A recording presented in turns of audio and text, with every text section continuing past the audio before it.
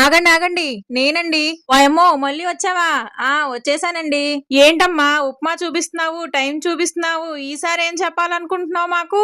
చెప్పేస్తానండి, మీకు కాకపోతే ఇంకెవరికి చెప్తాను. అప్పుడెప్పుడో సూర్యవంశం సినిమాలో మీనా గారు చేశారు కదా ఉప్మా, అదేనండి ఇడ్లీ ఉప్మా. ఆవిడకంటే డైరెక్టర్ చెప్పాడు, చేసింది. నిన్నెవరు చేయమన్నారమ్మా?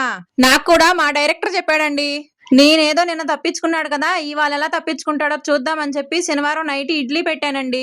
ఆయనేమో నైట్ తీరిగ్గా 11:30కి వచ్చి, నాకు ఈ టైంలో ఇడ్లీలు తినాలనిపించట్లేదు, ఆ ఇడ్లీలతో ఉప్మా చేసి పెట్టవా అని అడిగారండి. ఏ దెయ్యాలకి డిన్నర్ ఏమైనా ఏర్పాటు చేసావా అని అడిగానండి. అంతే కదండి, టైం కాని టైంలో వచ్చి ఇడ్లీ తినకుండా కాముగా ఉప్మా చెయ్యి, గుడ్డు చెయ్యి అని చెప్తే ఎవరు చేస్తారండి? అయినా ఈ మొగుళ్ళకి టైము, సందర్భం, వేళ పాల అనే ఏముండవా? కాదు, నాకు తెలియక అడుగుతాను. మా వారు మాత్రమే ఇలా ఉన్నారా, అందరూ ఇలాగే ఉంటారా? మీరు కూడా చెప్పండి కామెంట్ సెక్షన్ లో.